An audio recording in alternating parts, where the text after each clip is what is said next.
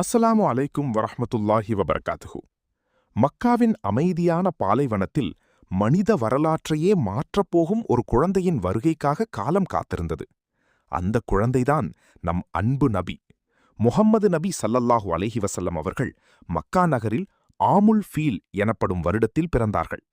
இது ஒரு சாதாரண பிறப்பு அல்ல, இது உலகத்தை மாற்றப்போகும் ஒரு வரலாற்றின் தொடக்கம். அவரது தந்தை ஏற்கனவே மறைந்துவிட்டார். அதாவது, இந்த உலகத்தில் காலடி வைக்கும் முன்பே அனாதைத்தனம் அவரது விதியில் எழுதப்பட்டிருந்தது. ஆனால் இந்த அனாதைத்தனம் பலவீனம் அல்ல, இது ஒரு தேர்ந்தெடுக்கப்பட்ட வாழ்க்கையின் முதல் அறிகுறி. அந்த காலத்தில் நகர்ப்புற தாய்மார்கள் தங்கள் குழந்தைகளை உடல்வலு பெற வேண்டியும் சுத்தமான அரபு மொழியும் ஆரோக்கியமான சூழலும் பெற பாலைவனத்தில் வளர்ப்பது வழக்கம். அதன்படி நபி ஸல்லல்லாஹு அலைஹி வஸல்லம் அவர்கள் ஹலீமா சாதியா அவர்களிடம் ஒப்படைக்கப்பட்டார்கள். ஆரம்பத்தில் தந்தை இல்லாத குழந்தையை எடுத்தால் பணம் கிடைக்காது என தயங்கினார். ஆனால் விதி அவரை எடுக்க வைத்தது. அவர் அந்த குழந்தையை பாலூட்ட எடுத்துச் சென்றபோது அவரது வாழ்க்கை முற்றிலும் மாறத் தொடங்கியது. அவரது ஒட்டகங்களில் பால் அதிகரித்தது. அவரது ஆடுகள் அதிகமாக பால் கொடுக்கத் தொடங்கின. அவரது வீட்டில் ஒரு விசித்திரமான அமைதி நிரம்பியது.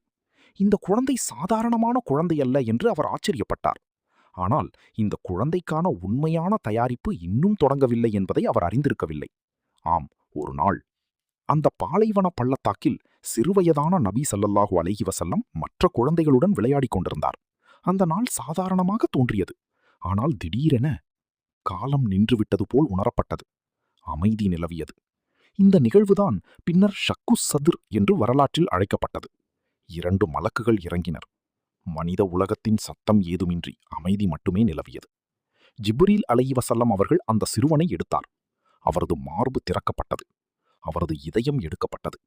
இது இந்த உலகின் சட்டங்களுக்கு உட்பட்டதல்ல, இது அல்லாஹ்வின் கட்டளையால் நடந்தது.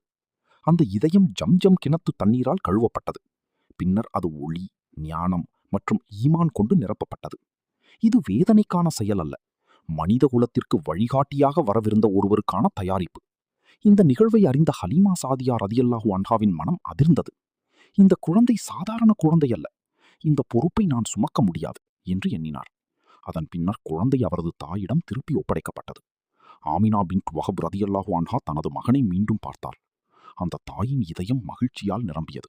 சில நாட்களுக்குப் பிறகு ஆமினா பின்த் வஹப் ரலி மதீனாவில் மரணமடைந்த தன் கணவரின் கப்ரை கண்டு வர விரும்பினார்.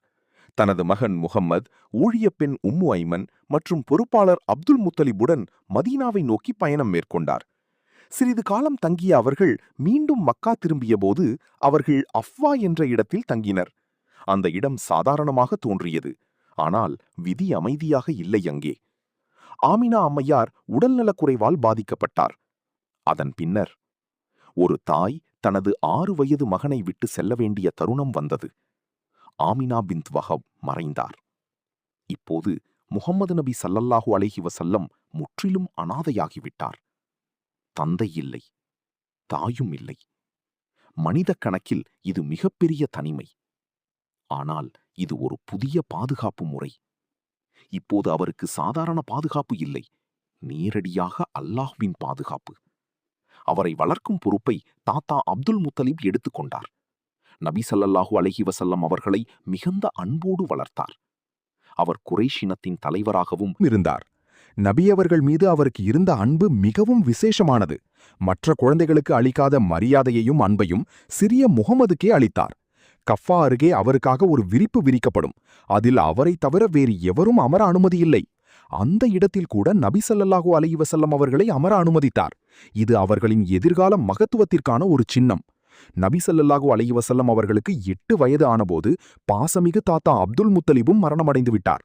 தன் மரணத்திற்கு முன்பே முஹம்மதை தனக்கு பிறகு அபூ தாலிப் பராமரிக்க வேண்டும் என்று விரும்பினார். அவ்வாறே அபூ தாலிப் தன் சகோதரரின் மகனான முஹம்மது நபி ஸல்லல்லாஹு அலைஹி வஸல்லம் அவர்களை வளர்த்தார்கள். நபி அவர்களின் குழந்தை பருவம் கூட சோதனைகளால் சூழ்ந்திருந்தது. அவரது அமைதி மேலும் ஆழமானது.